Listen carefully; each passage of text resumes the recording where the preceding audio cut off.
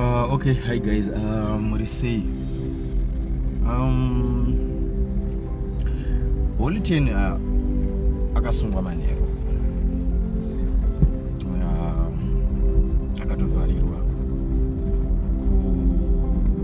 kuHatfield and achisungirwa nyaya yacho ari kupomedzerwa, unonzi kupomedzerwa mhosva yerepi. So this case yerepi zviri kunzi izvo anofanirwa musikana wacho ari kutaurwa panyaya iyi chiri kunetsa nyaya dzemakore because pari kubuda 21 years pobuda 16 years pobuda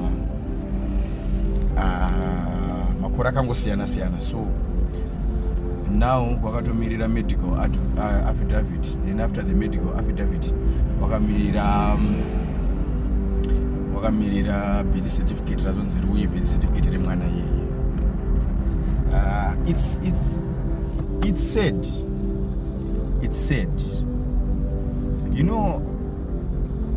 Ndaita this video just because not kuti ndikufarira kusungwa kwake, no, but ndaita this video over ma-allegations erape kuti kuvanhu vechirume ukaona uri mucelebrity uri prominent or whosoever zvake kuti chichi, be careful panyaya dzerape.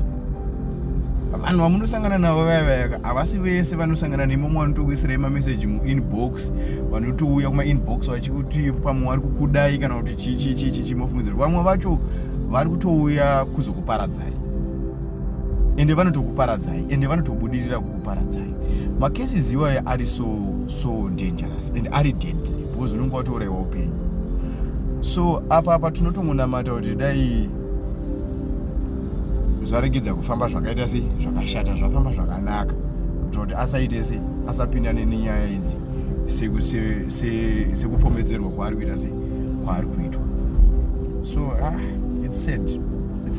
Let's pray for Mujaya and let's hope magweta akewo achatibatsira panyaya. Ukaona waita mai vanobuda vaFacebook vachitaura zvinyadzi, wobva waita mwana anobuda vaFacebook achitaura futi zvinyadzi, achituka vanhu, achikurura hembe, wobva waita munin'ina futi anongoita izvo, wobva watoziva kuti musha wacho wese hauna kukwana, musha wacho wese unenge usina kukwana. Kana mufundisi namanamati vafundisi haichashandi. Izvo zviri kuitwa nemwana wenyu wokumbobvisa bhurugwa uyo achiita zvinhu zvaaita zvinoratidza kusakwana izvozvo. Ndanzwa achituka mai, iye haana kukwana, amai havana kukwana, mese hamuna kukwana. Hauiti usocialite hwako hwokuti unoteverwa nevana veduka uchibuda uchitaura zvinhu zvisina kukwana. Kusakwana ikoko. Nevanomutevera vacho kusakwana ikoko.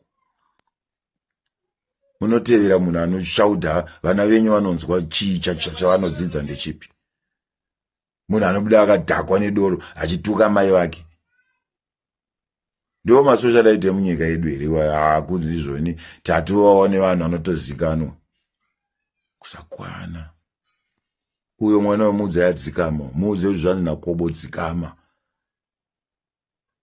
Mutauro wari kushandisa mutauro wedu, saka totofanira kuurwira nekuti hauna kukwana.